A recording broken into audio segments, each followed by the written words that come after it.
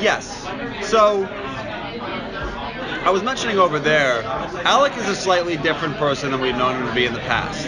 And I think that he's seeking personal fulfillment and happiness on his own, but he hasn't done this, he hasn't grown up really previously. Prior to the beginning of season 2, he's very shut off, right? So, happiness to him at that time is sort of a far-off concept. He's interested in the happiness of others, the safety of others, the well-being of others, without concerning him with himself. Now he's becoming more selfish, and with the goal, I think there's nothing he can do now. He's opened up, and that's all falling apart.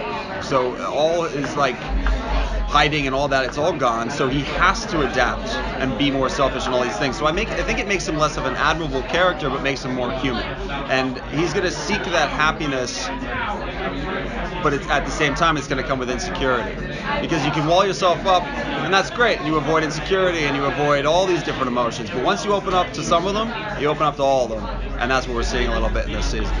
Do you think he's going to make any friends? Like, not enough. You ask a good question.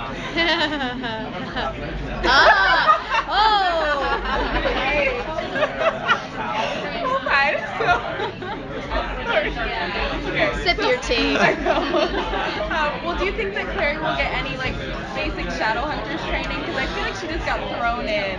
Well, actually, at the beginning of season 3, you see Clary complete her Shadowhunter training and really move forward in a real way as being a part of the team. She's officially a Shadowhunter. She chooses her weapons, which becomes kind of a big deal moving forward. The particular weapons that she chooses and why. And also moving forward, she is, Alec gives her orders, and she's put on missions officially instead of just as a tag-along or a trainee. And having that responsibility is amazing. It's all she's wanted. All she's wanted is to be seen as a Shadowhunter and to be a part of the team and to be helping out in a real way.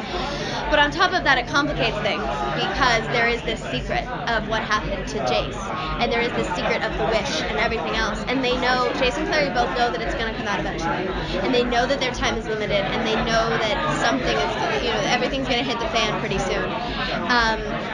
And they can't ask anyone for help because anyone they turn to then is also implicated and is also in trouble. And so that's kind of where the tension between our characters comes in.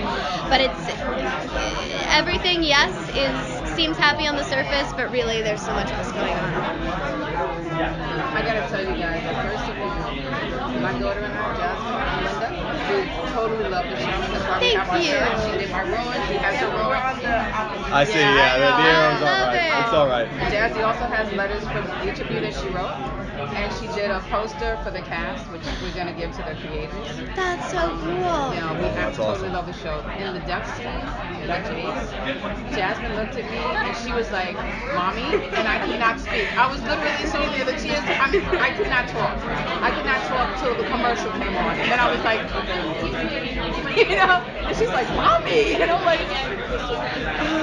and then, like every scene that you have with Magnus, oh my God, Jasmine's like, she goes crazy. She loves you guys so much. It is insane. It is insane. Okay, but I'm sorry, I digress.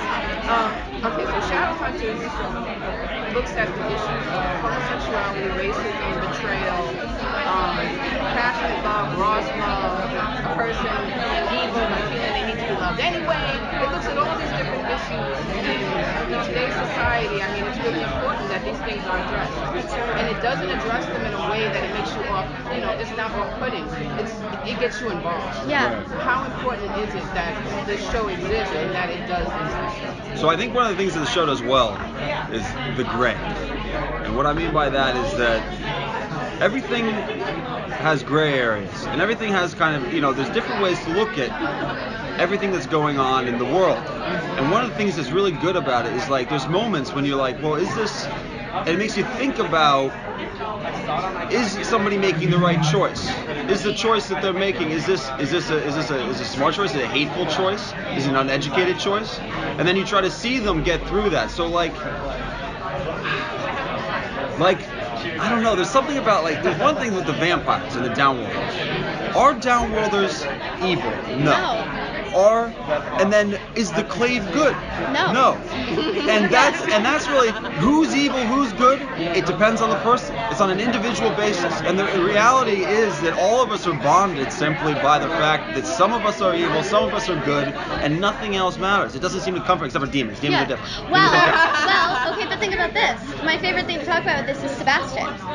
He is half Shadowhunter and half demon. Yeah. And he's literally the epitome of this gray area. Because yes, inherently, because of the demon blood, he is evil and he has evil intentions.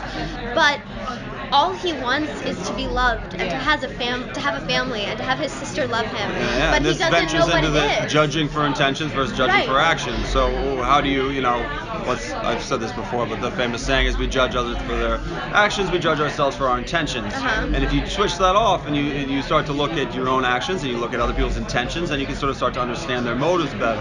Yeah. And I think that there's a lot of that in the show. Alec is dealing with that all the time. Yeah. It's amazing that this world where demons can be good and angels can be bad. It's amazing to look at it, especially in comparison to our world today. Like I don't like what the angel was saying about. I don't like the fact that the sword can kill the downworld. That's exactly it. I don't like that. No. What is the heavens are against the downworlders? Right. I don't really understand that. Who's evil in this scenario? People who are just trying to live their lives, or this higher up body that wants to. The complexity of it is a little bit frustrating. Right, but that doesn't even make sense because of the fact that Azil said to Valentine, this is not what the heavens want. And Valentine, and we watch it over and over again and we laugh because his face is like, oh, what? What do you mean? Yeah. Right. Like they're evil, kill them. No, that's not what they want because they're not evil. They're good. They're not. And Valentine's interpretation of things, obviously, wrong is warped. It's very warped. Yeah. He has a basis for it, and he definitely is right about the Clave. Yeah. Clave is not a good organization, so he's right about that part. He's just wrong about everything else because he's a hateful psychopath. Right, exactly. The whole cleansing the shadow world is not what should be done, but the Clave is not good. Right. But people within the Clave are not necessarily bad intent or malintent, don't have malintent, especially. They're soldiers, and they suffer from one of the problems. With the exception of Malachi. Malachi, Malachi, but he's dead now. It's complex. I like this topic. What reaction did you get? I'm sorry. I have to take them. I'm sorry. All right. Thank you guys so much. I was having fun with that. Oh. Oh. Thank you very much.